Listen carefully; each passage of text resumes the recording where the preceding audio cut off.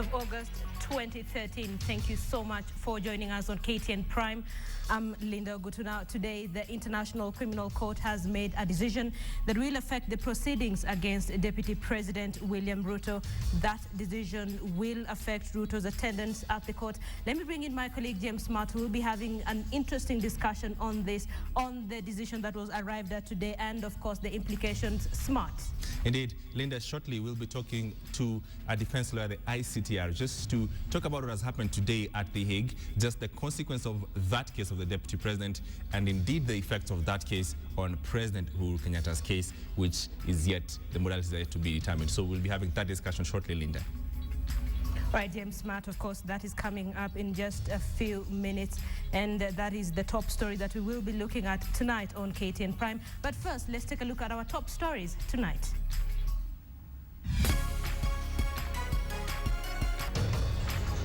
We believe that a trial date of November.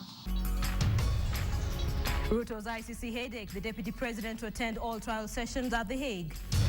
What we began as a genuine and extremely non-partisan approach to deal with issues of devolution was hijacked. Asilimia 40 ya fedha ya Kenya katika bajeti itaenda katika kaunti zote za Kenya.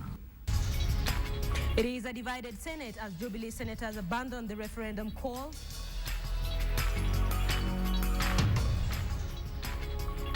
ODM cries foul over sacking of key state officers allied to their coalition. And also tonight, the production of cooking oil. Join Betty Charlo on how things work.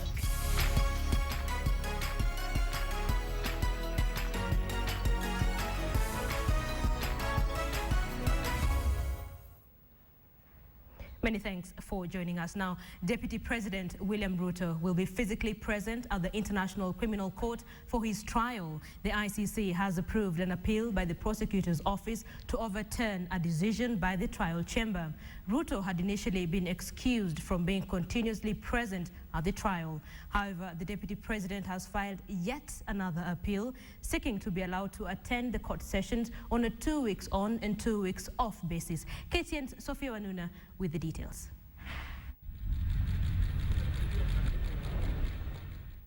It began with an application to the ICC requesting to attend trial through video link. Then came another application seeking to waiver his right to be physically present during his trial. These are just some of the efforts by Deputy President William Ruto to avoid being physically present in court during his trial at the ICC, which is set to begin September 10th this year. For the preparation of the defense. The trial chamber had in June this year granted Ruto's request to only be present during the opening and closing of trial, judgment and all other hearings at which his attendance would be requested by the chamber. However, the Office of the Prosecutor, the ICC, appealed against that decision. And now the appeal chamber has suspended the trial chamber's decision pending determination on the prosecutor's appeal. I have been explained why I'm here. This means Ruto must now be physically present at his trial as he awaits a ruling by the appeal chamber. In a quick rejoinder, Ruto has filed yet another application, this time requesting that the court sessions are held continuously for 2 weeks, after which the next 2 weeks no sittings are held, instead of consecutive sittings Monday to Friday as proposed in a status conference Monday. Ruto says this will enable him discharge his constitutional responsibilities as the Deputy President of Kenya. Precedence shows that cases at the Hague-based court tend to drag on. For instance, it took 9 years for a verdict to be reached in the case against former Liberian President Charles Taylor. Taylor was in 2003 accused of aiding and abetting war crimes.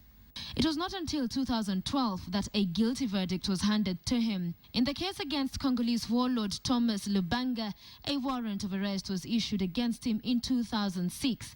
6 years later, in 2012, he was found guilty of having committed war crimes. If the President and Deputy President are forced to be physically present during trial at the ICC, and at one point they are both at the Hague-based court, they will still continue to hold office, as the Constitution is silent on the period the President and his deputy can both be out of the country and still hold office.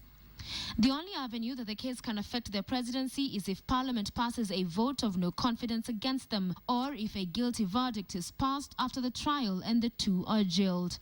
Sophia Wanuna, KTN.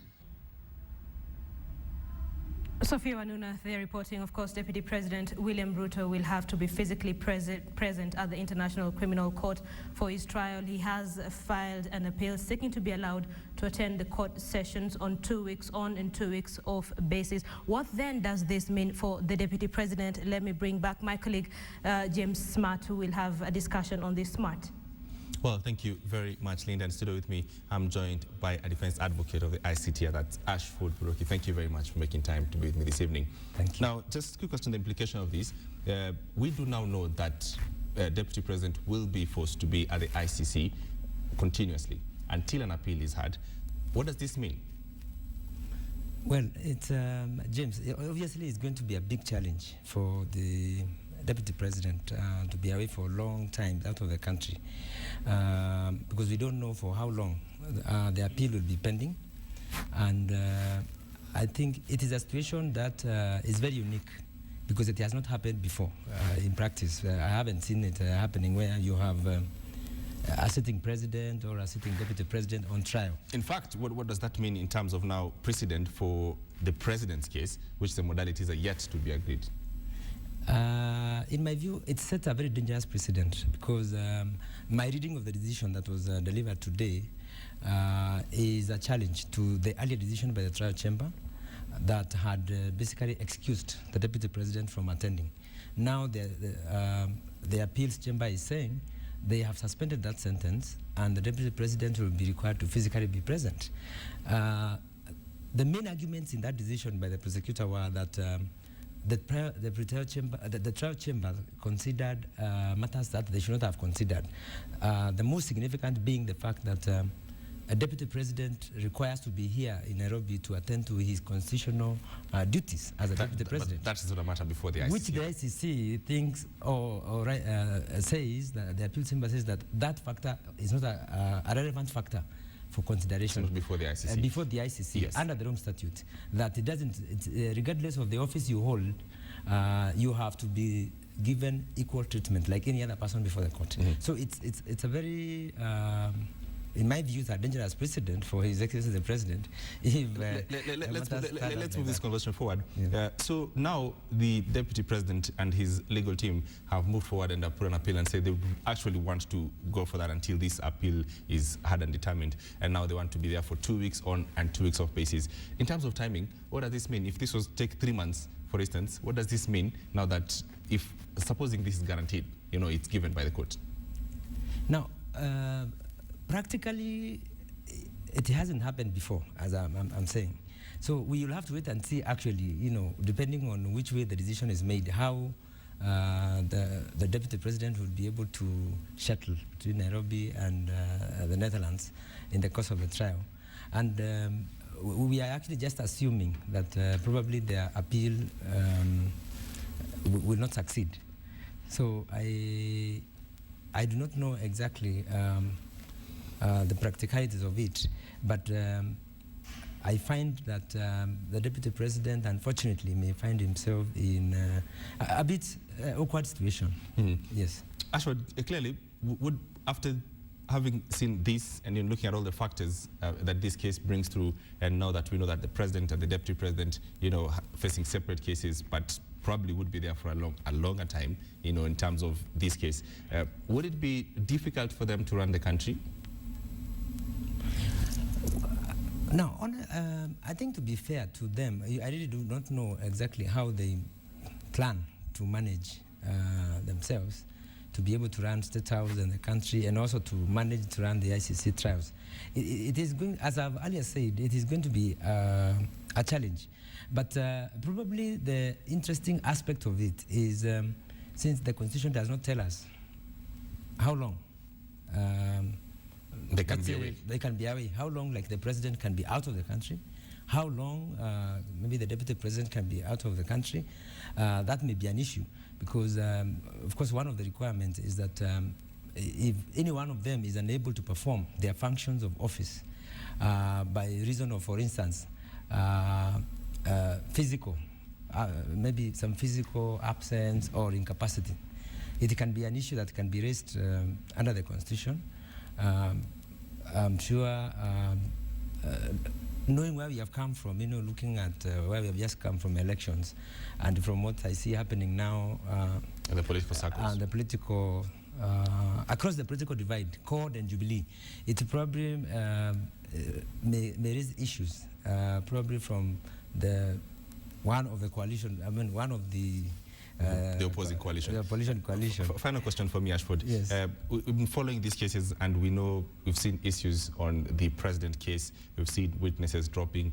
We've seen the prosecutor trying to amend the charges, even the deputy president. But there's another case, that is Joshua Rapsang's case. Just explain to me why his witnesses have never dropped, why his charges have never been amended. I don't have an answer. I honestly would not know that. Let's leave it at that. It's interesting. Let's leave it at that. Thank you very much.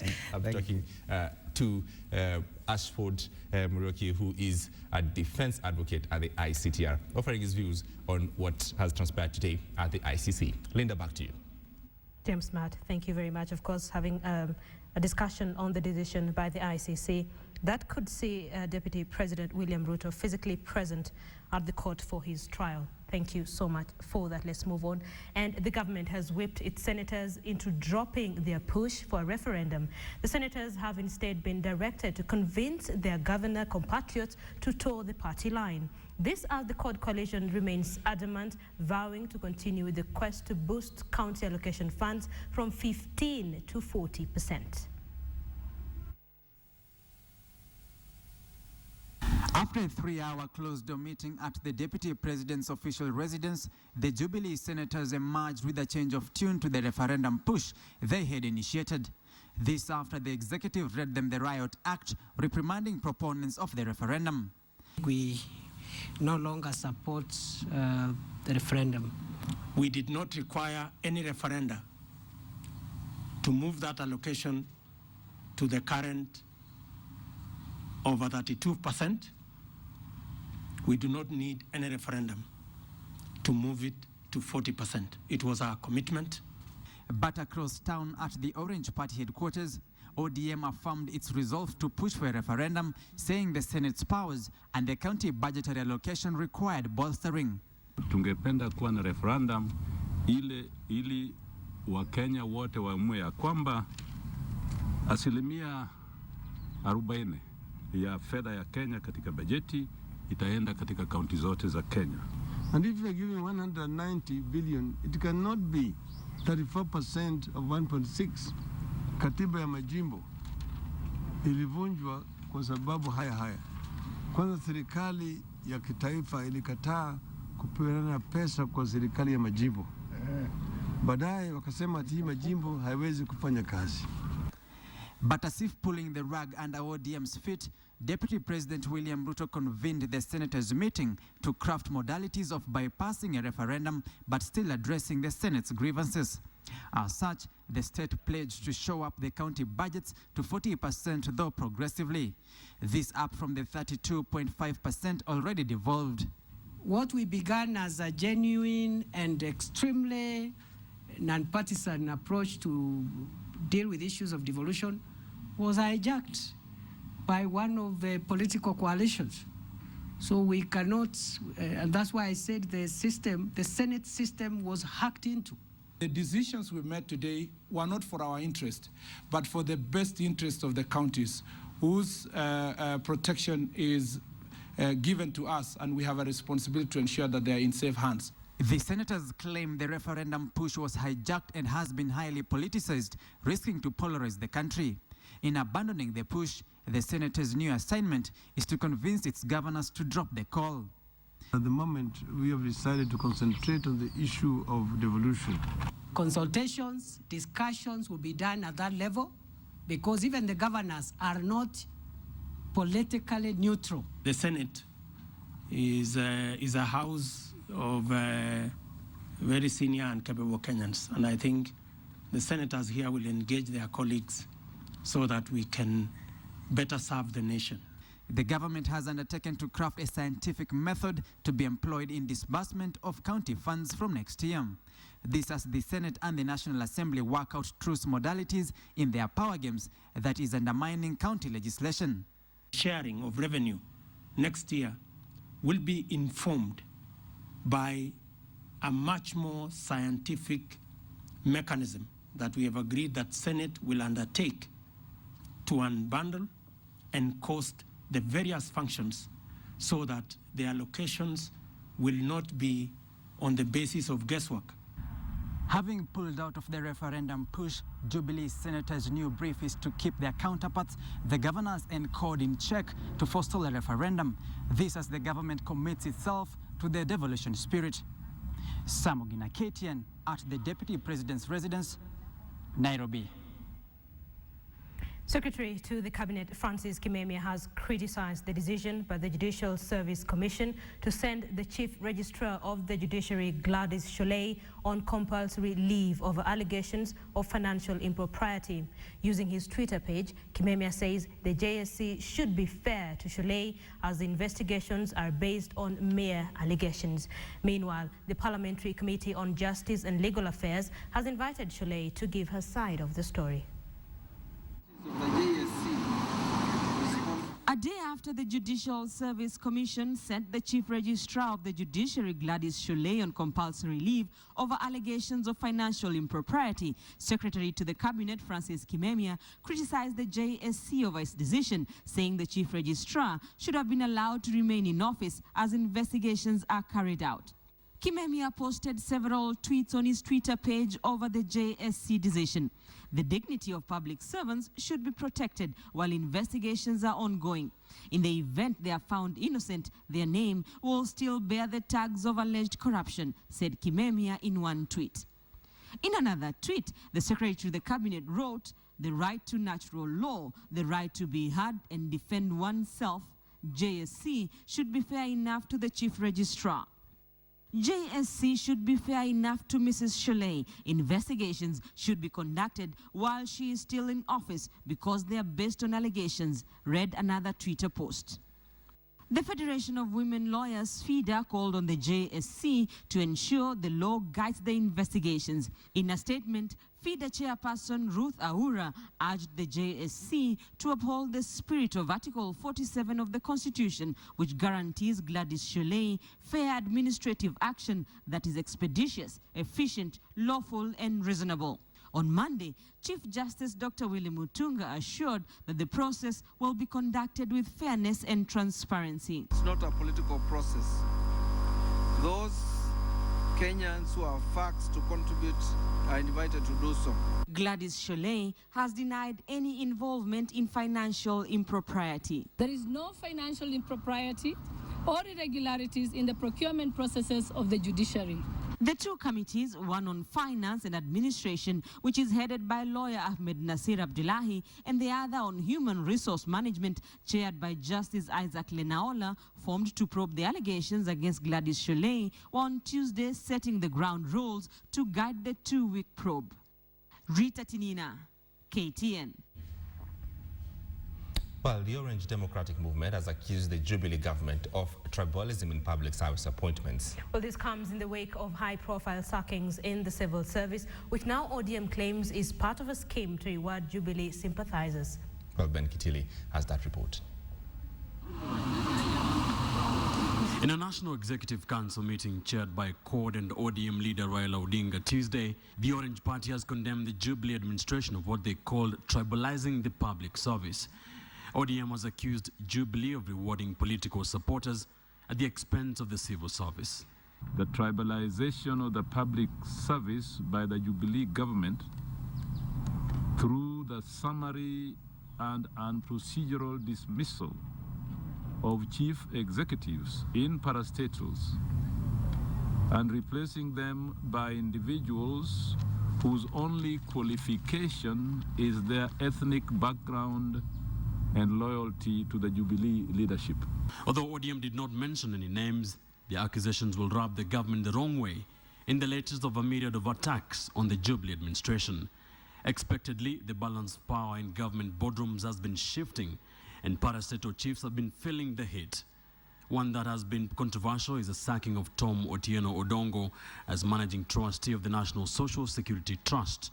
Labour Secretary Kazungu Kambi relieved Odongo of his duties on July 22nd this year, although the court has stopped the government from appointing Odongo's successor following a court case.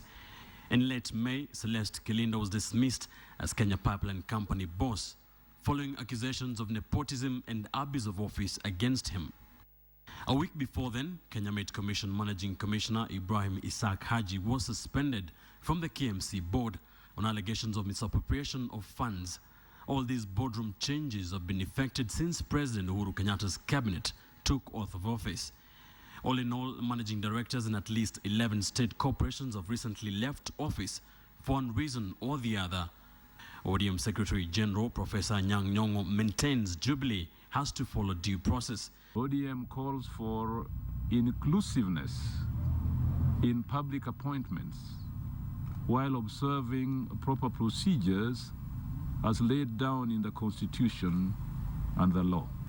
In 2011, an audit by the National Cohesion and Integration Commission showed that ethnicity was deeply entrenched in the awarding of public service jobs. Although the NCIC report overlooked senior positions, the office of then President Mwai Kibaki and then Prime Minister Raila Odinga was shown to be leading in tribal appointments. Is Jubilee being faced with the same problem, or is ODM making baseless allegations? Ben Kitili, KTN. The Big Q, in association with Nguvu Cement. So the Orange Democratic Movement is accusing the Jubilee government of tribalism in public service appointments. That forms the basis of our big question tonight, and we're asking you, is the Cod Alliance justified in its claims of tribalism in public appointments? Indeed. Send us your yes or no responses, the brief comment to the number 8040, or you can tweet us at Linda Ogutu or at KTN Kenya or at James Smart. Linda and I will sample your views at the end of this live newscast. Choose Nguvu for undoubted strength.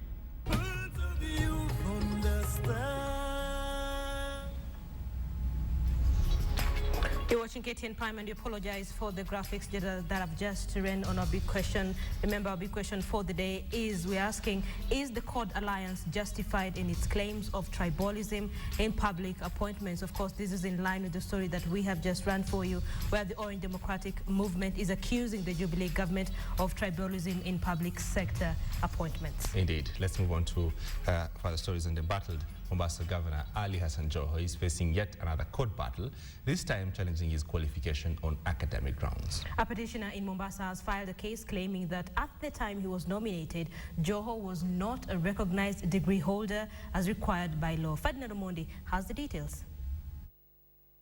1 week after Ugandan tabloids broke the story of an ongoing investigation into the authenticity of Mombasa Governor Hassan Joho's credentials from Kampala University, a petitioner is back in court seeking to nullify Joho's election on academic grounds. In a signed affidavit presented before Judge Mary Kasango in Mombasa, petitioner Silas Make Otuke attached various documents, including one from the Ugandan Quarter Zone Security Committee complaining that Mr. Joho never studied in Kampala University, and another from the Deputy Resident City Commissioner in Kampala directing the Council of Higher Education to cancel Mr. Joho's certificate. Mr. Otuke also submitted that it was unlikely Mr. Joho was ever in Uganda in the period mentioned, on grounds that he would have known such a high-profile student as chairman of the Kenya Students' Council in Uganda. In 2011, Joho was MP for Kisauni and Assistant Minister for Transport.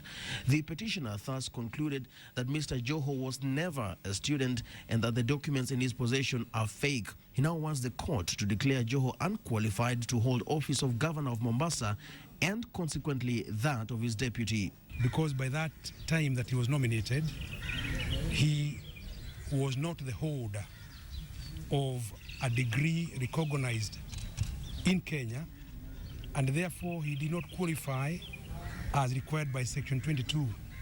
A similar petition filed last year challenged Joho's nomination as an ODM candidate, but a court sitting in Nairobi upheld Joho's academic credentials before IEBC gave him the green light to run. New evidence has come in, yes, and that is why we have now moved to the court. He has moved to the court after he received the information from Uganda. But the petitioner is not just demanding Joho's disqualification.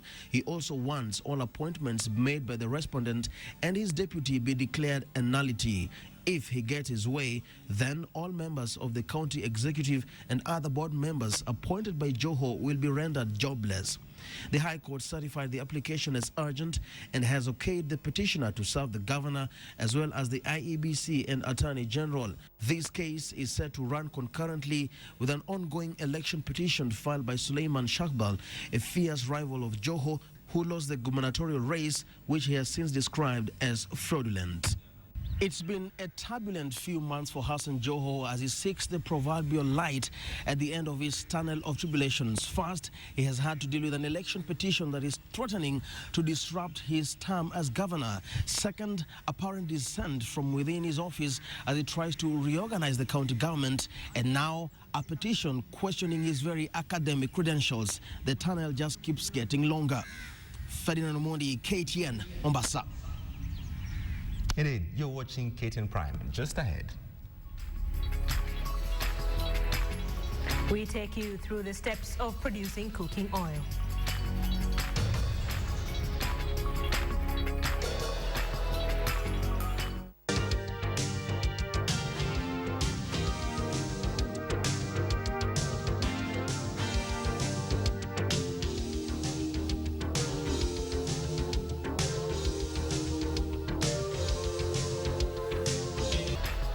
Welcome back. Thank you for staying with KTN Prime. Indeed, now the Standard Media Group has been recognized as the leading media house in advocating issues of disability and people with disability. KTN reporters Angel Katusia and Saida Swale were among journalists awarded for highlighting challenges faced by persons with disabilities. Where the two features reporters were specifically awarded for their special feature titled Kafara ya Rangi and Prisoner of My Skin. Others recognized by CBM, a human rights group for people with albinism, were NTV's Oko Kusa and Irene Choge.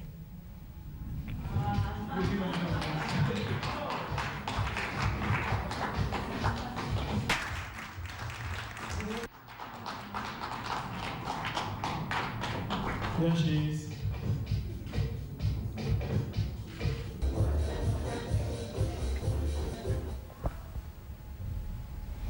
All right, congratulations to the duo. Indeed. Making us proud. Indeed. Now, time for our knowledge segment, and tonight on how things work. Betty Gallo goes behind the scenes to show you just how an important component in the meal you just had or you're about to have comes to life.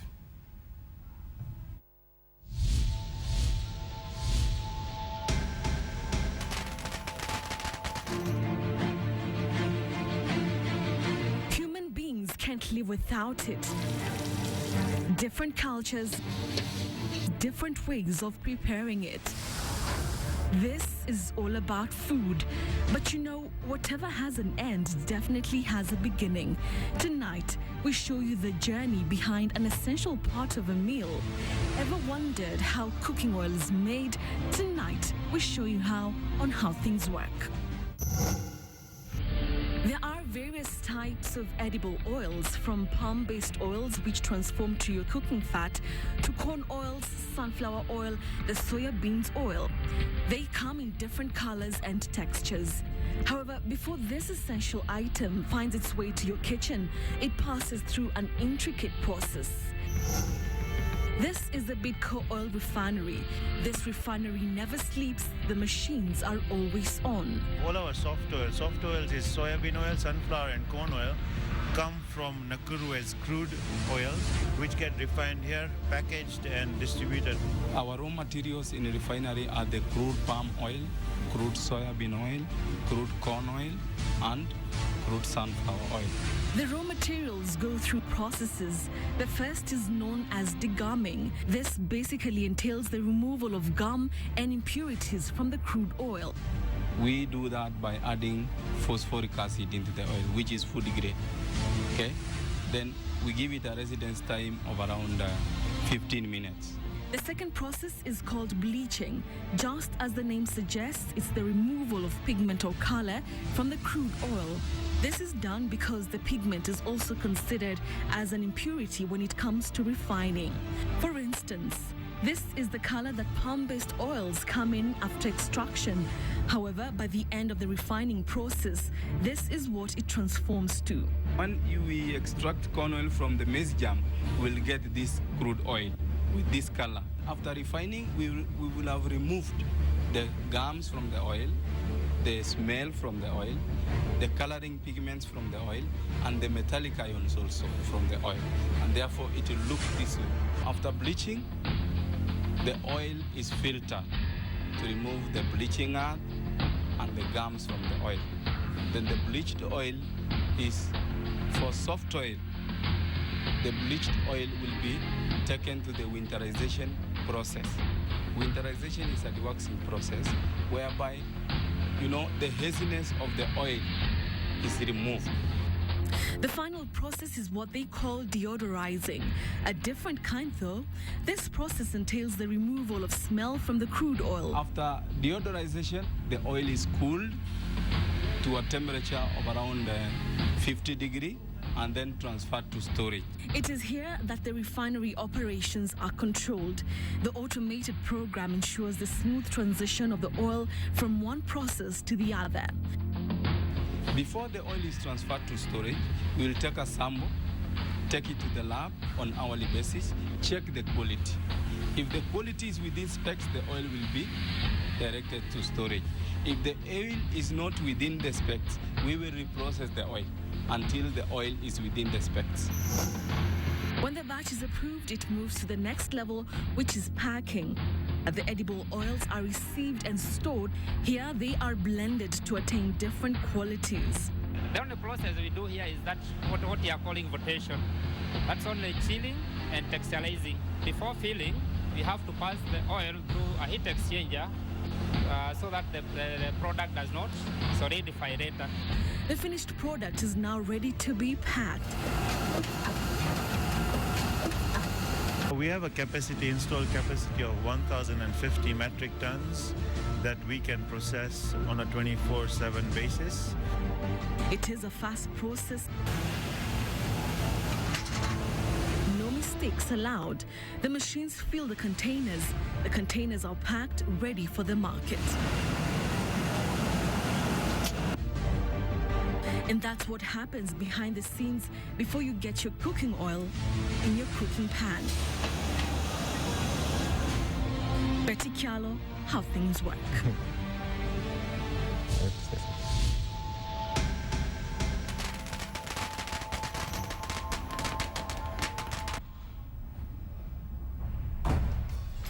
The Big Q, in association with Nguvu Cement. You're watching KTN Prime. Let's remind you of a big question tonight. We are asking you, is the Cod Alliance justified in its claims of tribalism in public appointments? Indeed, you've been texting in and tweeting in. And just a quick one from Zach Jock on Twitter says, of course, we would not expect Cod to praise Jubilee on anything. Jamal says, frankly, yes, over 60% of people holding big government positions are from two major tribes. Indeed, frankly, yes, over the 60% of people, that is what actually you just read. But we're taking out those, no, some individuals are trying to make themselves relevant before the young task kicks them out of the helm. That's Team Duncan. And of course, finally, Zach Njoka says, of course, we would not expect CORD to praise Jubilee or on anything. Those are your opinions on our big question. Keep texting in, keep tweeting in, because we will be sampling your opinions just before we end this bulletin. You're watching KTN Prime. We thank you for staying with us. We are taking a short break. Welcome back. Let's look at business news now. Since his inauguration into office in April this year, President Uhuru Kenyatta has been all too clear about his diplomatic priorities, with a focus on countries that traditionally haven't related closely with Kenya for either trade or donor funding. Analysts now point to the fact that the president's new move at cementing relations with the East could be a deliberate strategy at shifting economic partnerships to the East. Bonitunya explains. Two fundamental factors inform this shift. One is the obvious hesitation by Western powers to back Uhuru's presidency due to the ICC cases. And two is the well-known fact that the global economic center has simply shifted eastwards. Monday, during his maiden tour of China, President Uhuru Kenyatta penned a 425 billion shilling deal with the Chinese government for investment in the modernization of the railway, energy, as well as wildlife protection. The two leaders also pledged to work on the establishment of a yuan clearinghouse for the Chinese currency in a push to boost the Sino-Kenyan trade. Uhuru's offer to the Chinese included efforts to have Kenya Airways start direct flights to Beijing from Nairobi. The direct flights would benefit Kenyan fresh produce exporters who have been eyeing the populous Asian nation. On his way to the Moscow Games in Russia, President Uhuru Kenyatta met with members of the Russian Chamber of Commerce and Industry, making an appeal to Russian manufacturers and exporters to continue the supply of fertilizer to Kenya in the short term. Now, in the year 2012 alone, Russia accounted for only 0.7% of Kenya's total bilateral trade exchange. China has become Kenya's largest source of foreign direct investment with a cumulative total of $474 million as of June 2013. Deputy President William Ruto, also on a trip to Japan, managed to convince the Japanese government to commit 30 billion shillings towards the construction of Phase 2 and 3 of the port of Mombasa. Bonitunya for KTN Business. Now, the need for equitable and fair distribution of state resources is one of the key reasons Kenyans voted overwhelmingly for the new constitution in 2010. 3 years after its promulgation and 4 months after devolution became a reality, analysts are raising alarm about the system used to distribute resources, saying it needs to be tweaked to achieve both fairness and equality. Adelaide Changole reports. The new constitution sought to rebalance the previously skewed national development agenda, which favored certain parts of the country. Devolution was thus introduced to share out the cake equitably. The new county governments would henceforth get at least 15% of the national revenue, with an equalization fund set up to ensure those particularly disadvantaged get the resources they need to spur development. But now various analysts are saying the attempt to entrench fairness could have been an overcorrection that could have a negative impact on the economy. If you just address the question of equity, in which case you leave a lot of the funds to the equitable share, then what you do is you start to punish those who are so-called historically advantaged to an extent that could actually have harmful impact on the economy generally. A reduction in the budgetary allocation to counties from 258 billion to 210 billion shillings has been a major bone of contention. So far, it has put the provision of certain crucial services in healthcare and water provision in jeopardy, especially in those counties that lack any form of financing. The issue of how do you share revenue? Analysts say the solution for county governments lies in shaking off previously unsuccessful practice of applying a one-size-fits-all criterion to service provision and instead customizing it to specific county needs so as to limit unnecessary expenditure and ensure services actually benefit the people. And some of the things that, in my view, county or the governors and county assemblies will have to do is taking the difficult decision about what kind of facilities can we safely close without necessarily affecting the provision of services. Adelaide Changole, KTN Business Today. Minority shareholders of Access Kenya have okayed the delisting of the firm from the Nairobi Securities Exchange, paving way for its sale. During an extraordinary general meeting held today, the firm's chairman, Daniel Ndonye, said the company had received more than 75% plus one of acceptances from shareholders as required by law to delist the company. Dimension Data is buying Access Kenya at 14 shillings per share, a 42% premium on the last trading price of 9 shillings and 85 cents on May 7th before it was suspended from trading. The new investors have made it well known that they would prefer to run the firm as a private company as part of its global strategy. Access Kenya shareholders, as at May 7th this year, will be entitled to a final dividend of 30 cents per share for the year ended December 31st, a proposal shareholders also approved today.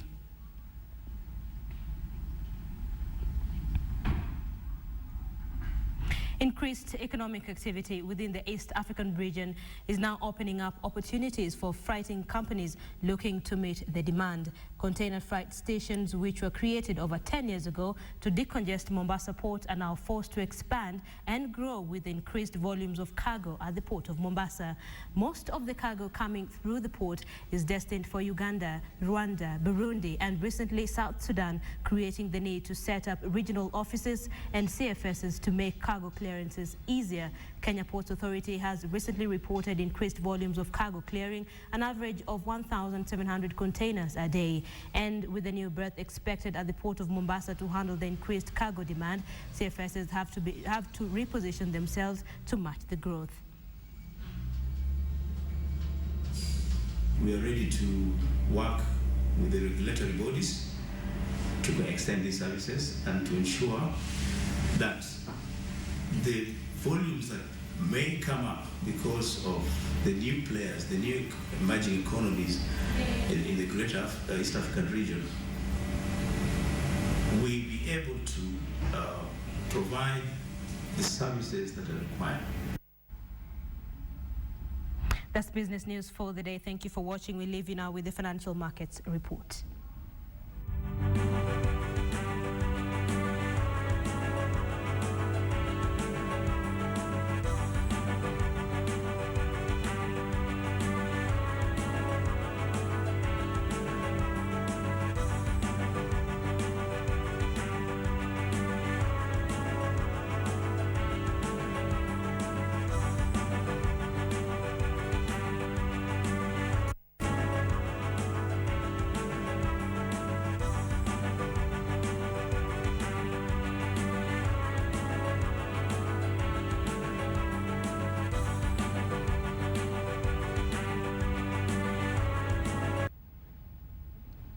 All right, you're watching KTN Prime. Nicholas Mudimba is on the other side of the break, and he'll be telling you about Edna's Kiplagat's homecoming, which he tells me he attended, apparently. Please stay with KTN.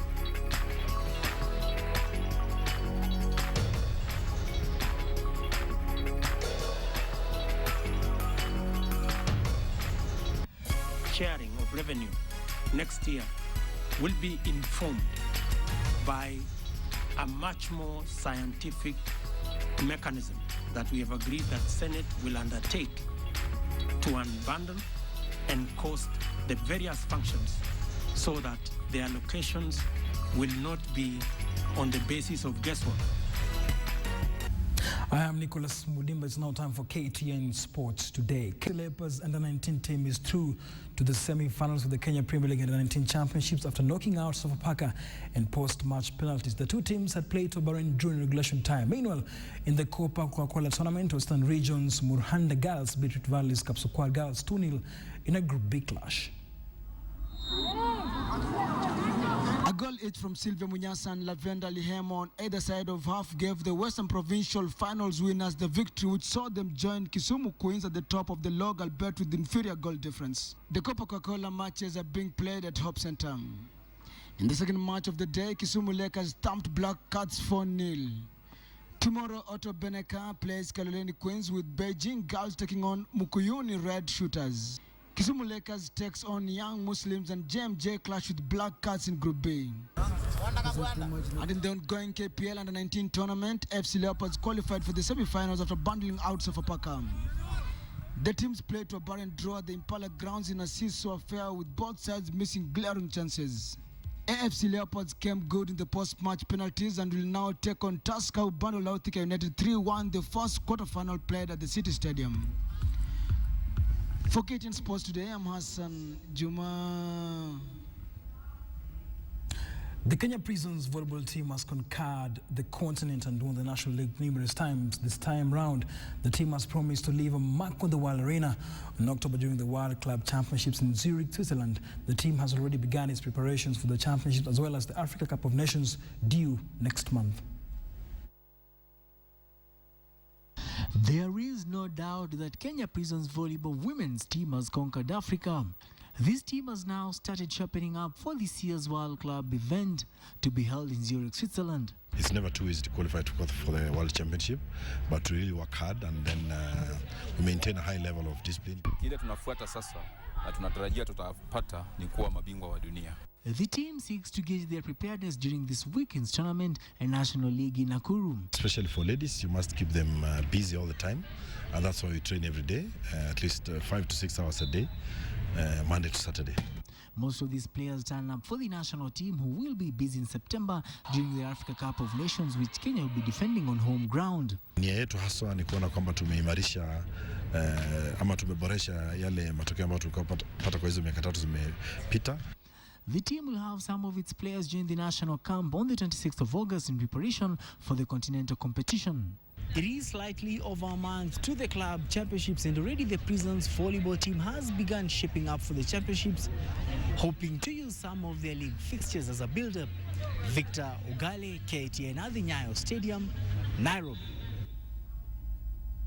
All right, moving on now. Renovation works on Kisumu's Moi Stadium entered its last phase today after the contractor received the last shipment approved by FIFA to be used in upgrading the facility. The project was delayed as a result of wrangles between the Federation authorities and the Sports Ministry. It is now slated for completion later this year. KTN's Fredo Mulo reports from Kisumu. The dream of turning the Moi Stadium in Kisumu into one of the best pitches in the region moved closer to reality on Tuesday after FKF received the only remaining materials to complete the renovation work. We have bought all the materials that are needed to be here. What remains now is the engineer tell us exactly the speed. But for now, what I can only tell you is that all the material that is needed to start up the project is with us. And we hopefully, from the engineer's word, maybe it will take about 12 weeks. The materials worth 46 million shillings experienced delays in shipment after the new government imposed duties that the Kibaki regime had zero-rated, dragging the project by almost 2 months. So we have compacted the fields, we have done the drainage channels, and now that all that we have been waiting for the last 4 months is here. So our work starts in earnest from today. So you rewind the clock where I said 12 weeks. It will take us 12 weeks. Off-pitch facilities such as the terrace and other areas will fall under the Kisumu County government that must also chip in to bring the project to completion by the estimated deadlines. From Kisumu City, I am Fredo Mulo. And that's sports. I'm Nicholas Mudimba. But remember, tomorrow Arsenal still have a journey as we'll be taking on Fenerbahce in the Champions League qualifier. Good night.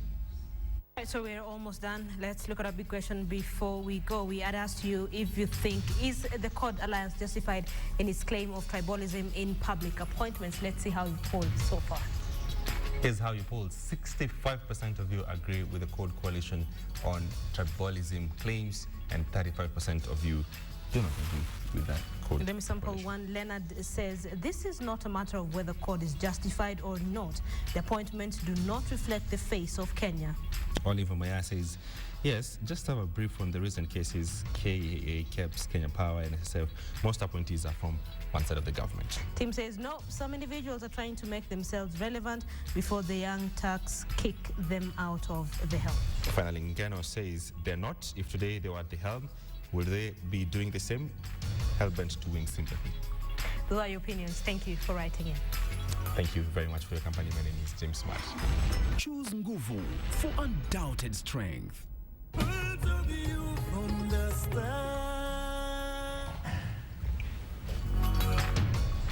And that's where we leave KTN Prime. Thank you for watching, for being part of this bulletin from the beginning. Sleep well. We'll see you tomorrow. I'm Linda Ogutu.